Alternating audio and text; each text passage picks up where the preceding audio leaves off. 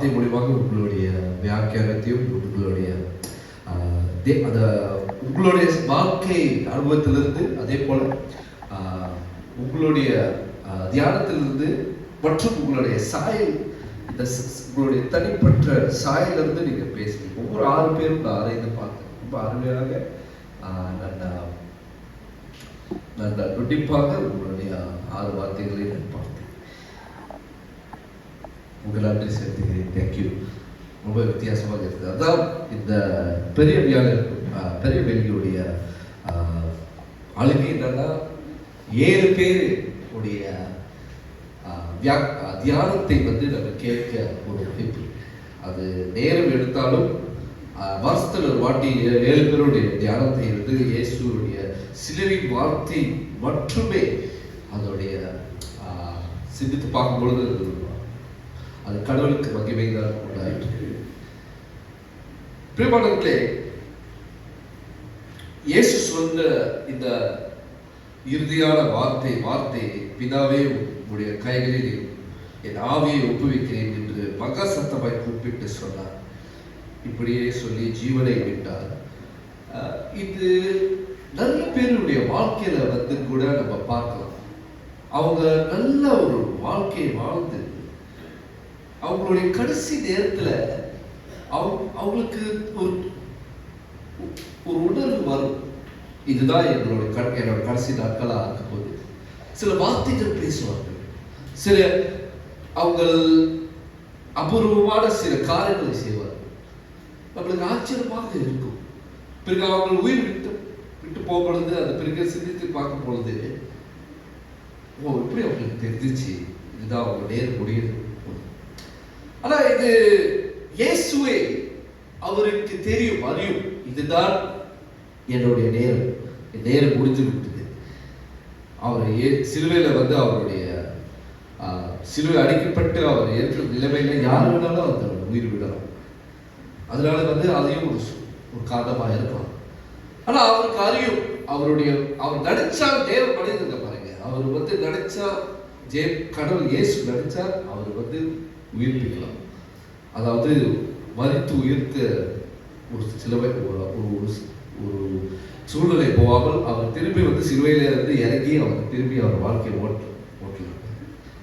ஆனா இது பிதாவினுடைய சித்தத்தை இல்லை, இது இயேசு கிறிஸ்து வந்த காரணமே இல்லை.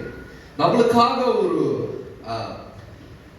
ஒரு ஜீவ பலியாக ஒப்பு கொடுக்க வந்திருக்கிறார் இயேசு கிறிஸ்துவை. அந்த 30 வருடமாக அவருடைய பெற்றோரின் செய்த வேலையை அவர் செய்து அவர் வீட்டு பொறுப்புகளை பார்த்து 3 வருடமாக கடைசி 3 வருடமாக அவர் ஊழியத்துக்கு ஒப்பு கொடுத்தார்.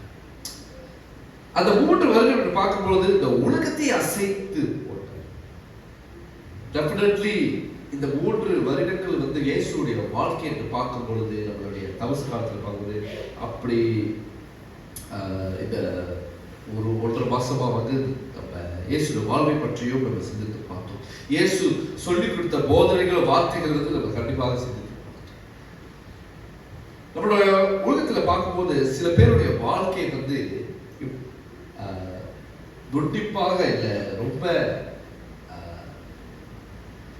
டாக்குமெண்ட்ரி இல்லை ஒரு புத்தகங்கள் நபருடைய வாழ்க்கை பற்றி இருக்கும். இப்போ இந்தியாவில் பார்த்தீங்கன்னா மகாத்மா காந்தி பற்றி நிறைய புத்தகங்கள், நம்மளும் மகாத்மா காந்தி பார்க்காத ஒரு காட்சிகளையும் இப்படியாக தெரிய வரும்னா மகாத்மா காந்தி பேசுகிற வார்த்தைகள், மகாத்மா செய்த காரியங்கள், மகாத்மா காந்தி சாதிச்ச காரியங்கள் மக்களை எப்படி அவர் உணர்த்து பண்ணி அவர் விடுதலைக்கு, இந்தியாவுக்கு விடுதலைக்கு அவரை அந்த பணியை செய்தார். எத்தனை 1000 கோடி மக்கள் மத்தியில மகாத்மா காந்தியை ஒரு வித்தியாசமான ஒரு வழியில அவரை அந்த விடுதலை இந்தியாவுக்கு கொடுத்தார். அதே போல இன்றைய வாழ்க்கை இப்பொழுது மைக்கேல் ஜாக்சன் பற்றிய ஒரு திரைப்படம் வருகிறது. மைக்கேல் ஜாக்சன் பற்றி உலகத்தில் ஒரு டான்ஸ், ஒரு பாடல் பற்றி இப்படி ஒரு புகழ்பெற்ற ஒரு வரவேற்பு நம்ம பார்க்கணும். சொல்லிக்கிட்டு போகலாம். எத்தனை பேர் வாழ்வை நம்ம பார்க்கலாம். அவங்க எவ்வளவு வந்து அவங்க போனது பிறகு கூட அவங்க உலகத்தை அவரை பற்றி சொல்லிட்டே இருக்கு. ஆனாலும் சரித்திரத்துல இயேசுவை போல யாரையும் வாசிச்சதில்லை, இயேசுவை பற்றி யாரும் ஆராய்ச்சி பார்த்ததில்லை, இயேசுடைய சொல்லிக் கொடுக்கிற போதனைகளை யாரையும் திரும்பி திரும்பி திரும்பி திரும்பி வந்து பேசவே இல்லை. ஏனென்றால் இயேசு இன்னும் உயிரோடு இருக்கிறார். அதுதான் வித்தியாசம். மற்றவர்கள் நான் சொன்ன மனிதர்கள் தான், புகழ்ன்ற மனிதர்கள், அவங்களாம் வந்த மறைந்து அவங்களுடைய செய்த நற்பணிகள் தான் பேசப்படுது. ஆனால் இயேசு அவர் மரித்து உயிர்த்து நம்மோடு வாழ்கிறார். 2000 வருஷமும் பிறகு இயேசு உடைய அன்பு, இயேசுடைய மகிமை, இயேசுடைய வார்த்தை அதை கிரியை செய்யும். நம்மளுடைய பணி இந்த உலகத்துல வந்து இந்த வார்த்தைகளை சொல்ற முன்பாக நம்ம முடிந்த வரைக்கும் ஓடிக்கிட்டே பவுல் சொன்னது போல முடிவு பரியந்தம் நம்மளுடைய இலக்கத்தை நோக்கி நம்ம ஓட வேண்டும். I press on towards the goal that is towards me என்று சொல்லுகிறார். இயேசு பார்க்காத பவுல் கிறிஸ்துவர்களை தூண்படுத்தினார். இயேசுடைய வார்த்தைகளை மட்டும் கேட்டு அவரை இயேசுக்கே அவர் வாழ்க்கையை ஒப்புவித்தார். உங்க வாழ்க்கையில கொஞ்சம் ஒரு சொட்டு இயேசுடைய மகிமையிலே காணப்படுத்தினார், உங்க வாழ்க்கையை வித்தியாசமாக இருக்கும். If you have a glimpse, just a glimpse of God's glory, Jesus' glory, your life will not be the same.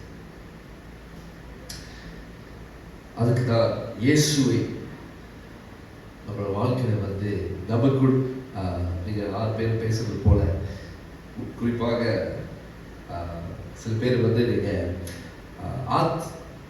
Brother சொல்ல ஆத்மா தகவல் உண்மைதான்.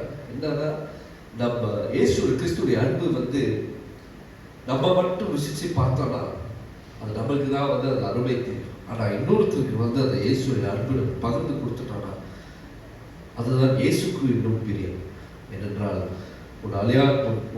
மற்றவர்கள் நேசிக்க வேண்டும் என்று அவரை ஒரு கட்டளையிட்டார். ஆகவே பிரியமானவர்களே, இந்த உயிர் நதி இருக்கிற வரைக்கும் இல்ல நீங்க உங்களோட உயிர் நாட்கள் நீங்க இருக்கிற வரைக்கும் ஒருவருக்கு ஆச்சோ சத்தியத்தை சொல்லிவிடுங்க.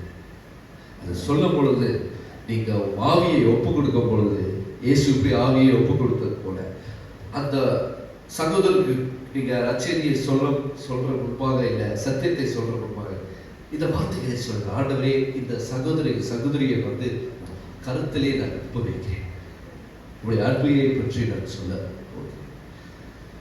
ஏனென்றால் இதுதான் இயேசுவுக்கு மகிமை, இயேசுவுக்கு பிரியம். எனக்கு ரொம்ப சந்தோஷம். என்னன்னா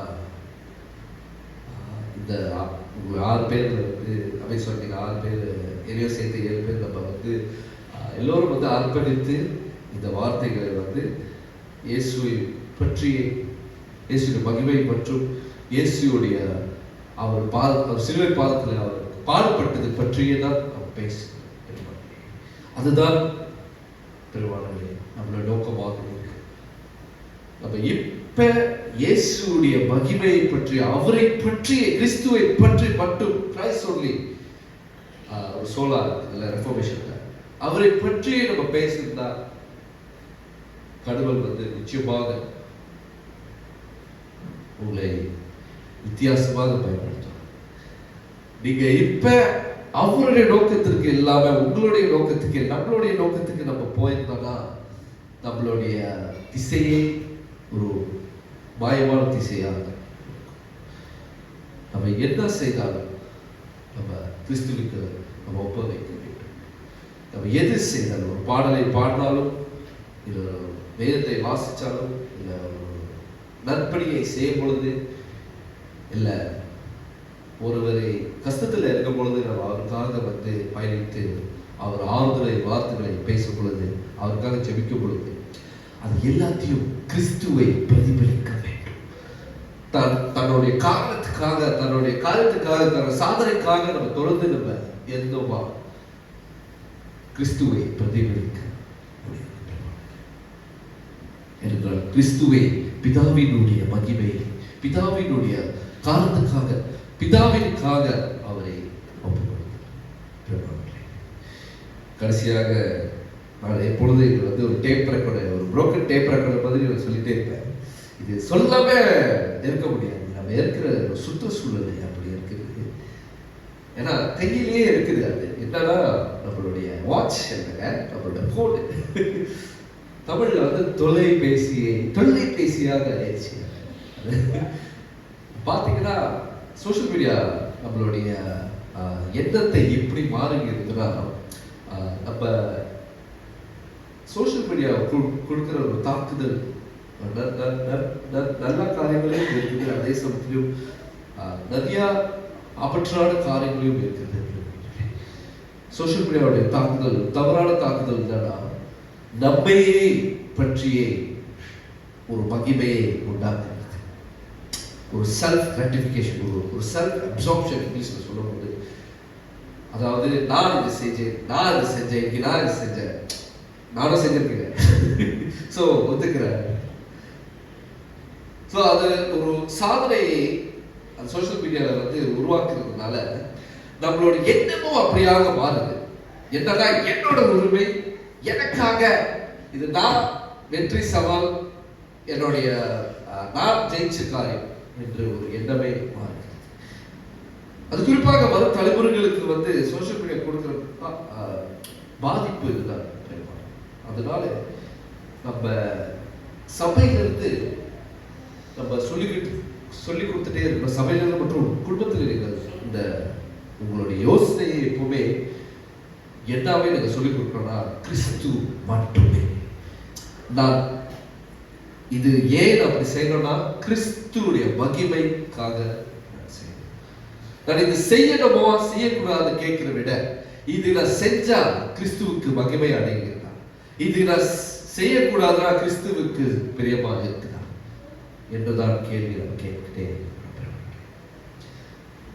அப்படியே ஒவ்வொரு நாளும் நம்முடைய ஆவியை பிதாவை இடத்தில் ஜெபம் செய்வோம். ஸ்தோத்திரிக்கிறோம் ஆண்டவரே, என்ற பெரிய வெளியை உங்களுடைய பாடுகளை நினைத்து பார்க்கிறோம். எங்களுக்காக ரத்தம் சிந்திய தேவனே, எங்களை ரட்சித்த தேவனே,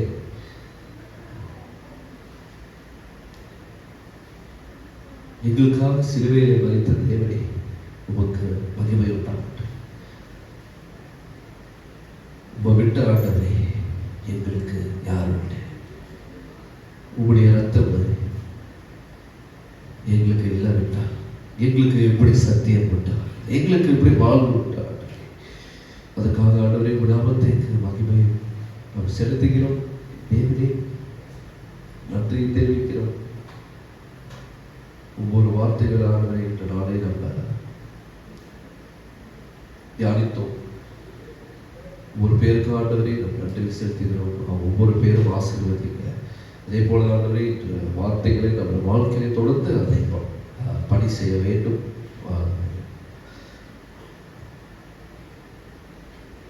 எங்களை ஆண்டவரை தொடர்ந்து வழி நடத்துங்க. அதே போல ஆண்டவரை வந்து ஒவ்வொரு பேரும் ஆண்டவரே நல்ல உங்களுடைய ஆவியால் நிரப்பி ஆண்டவரே உங்களுடைய அன்பை எடுத்து சொல்லுகிற பிள்ளைகளாக ஆண்டவரே வழி நடத்தும். அவங்க செய்கிற அவங்க வேலையிடத்தில் இருக்கலாம், அவங்களுடைய படிக்கிற ஸ்கூலும் இருக்கலாம், அவங்களுடைய சுற்று இருக்கிற சூழ்நிலையும் இருக்கட்டும், அவங்களுடைய பக்கத்து வீட்டில் இருக்கிறவங்களுக்கு ஆண்டவரே இல்லை, அவங்க நண்பர்கள் மத்தியில் ஒவ்வொரு பேரும் ஆண்டவரே இயேசுடைய அன்பியை, இயேசுடைய சத்தியத்தை சொல்லுகிற பிள்ளைகளாக ஆண்டவரை நீ உருவாக்கும் தைரியத்தை கொண்டு ஆண்டவரே. இந்த சூழ்நிலையில் ஆண்டவரே யாருக்காக நம்ம அதை சொல்ல வேண்டும் என்று சொல்லிக் கொடுக்க மாட்டவரே என்னை வழிநடத்தும் ஆசீர்வாதம் இயேசு கிறிஸ்துவின் நாமத்தில் ஜெபித்து ஒப்படைக்கிறேன். ஆமென்.